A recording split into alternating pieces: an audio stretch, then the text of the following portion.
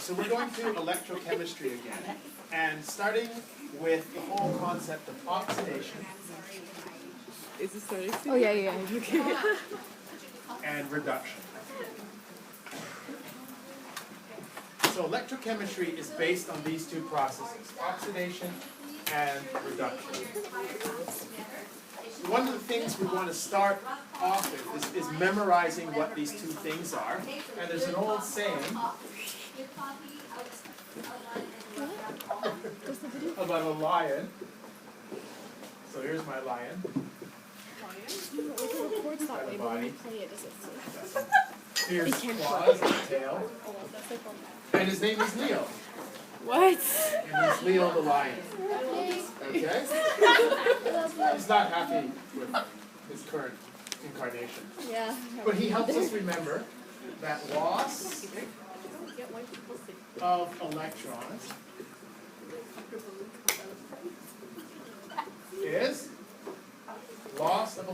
is oxidation. Oh my god. So whenever we see a species losing electrons, that species has been oxidized. Okay? Loss of electrons is oxidation. So before, we saw that solid gold can become gold ion and liberate 3 electrons. So we say the gold has been oxidized because it lost the electrons. Okay? But there's more to Leo's name. Leo's a lion, and so often, when angry, he says, grrr. And that reminds us that grrr, gain of electrons is reduction.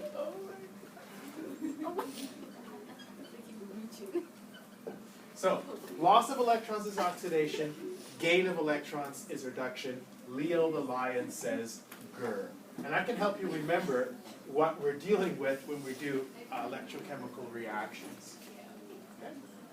Now that we have this little mnemonic in mind, we can find the oxidation half reaction and the reduction half reaction that go into electrochemical reactions.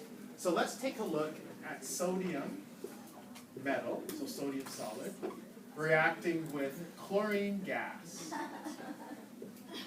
And we see that this is a vigorous forward reaction, given that there's enough energy present.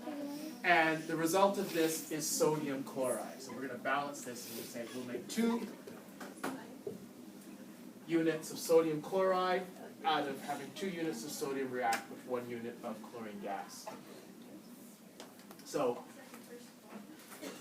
we believe that this is a redox reaction, and we're about to demonstrate that by remembering what Leo told us. So this is a redox reaction. So a redox reaction. And the word redox comes from reduction and oxidation. So we call it a redox reaction because it contains both a reduction and an oxidation.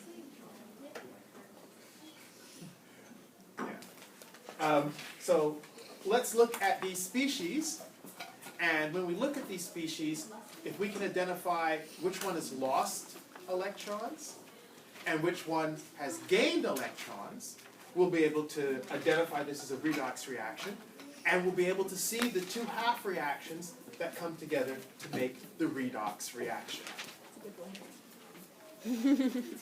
So we're going to introduce a concept that helps us identify what's going on with the atoms even before the reaction occurs. And this concept is oxidation number.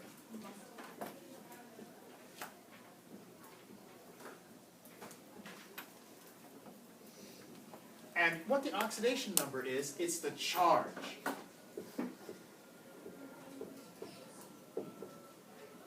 And oxidation numbers are only ever done for atoms. They're not done for the whole species. So when we look at any species, we're going to break it down and find the oxidation numbers, because the oxidation numbers are the charge on the individual atom. And if we track the oxidation numbers, we can tell an oxidation from a reduction, just by tracking it. And that's the charge on the individual atom. But we call it an oxidation number because sometimes it's hidden inside the molecule. So let's look here. We've got two sodium metal atoms. What's the charge on them? Okay, what's the charge? 0. 0. There's no charge written here, so we know it's 0.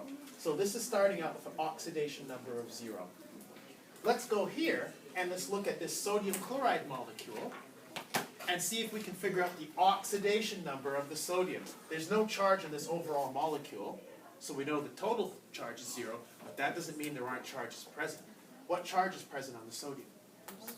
Positive 1. We know that because it's an ionic compound. Sodium is always the positive partner in an ionic compound, always. And so we have a change from 0 to 1 in the oxidation number of the sodium. Did this number increase or decrease? Increase. It increased. So it must be a, is it a reduction or an oxidation? It's an oxidation. If it's a reduction, the number would have gone down. So this is an oxidation. Does it make sense that this is a loss of an electron? Yes. Yes, you went from a place where the electrons and protons were equal, so no charge, to a place where it had one extra positive charge. So it's lost an electron. So now it has more protons than electrons, or a positive charge. And that's an oxidation. An increase in the oxidation number is an oxidation. So it makes sense if we talk about oxidation means the oxidation number is going up. That's another reason for using that rather than just using the word charge. All right, let's take a look at the chlorine. What's the charge to start with the chlorine? 0. It's 0. All right. Later on, we see the chlorine after the reaction has a charge of? -1. -1. So chlorine has gone from 0 to -1. What has happened to its oxidation number? Reduced. It's been reduced. It's gone down. So this is a Reduction. reduction.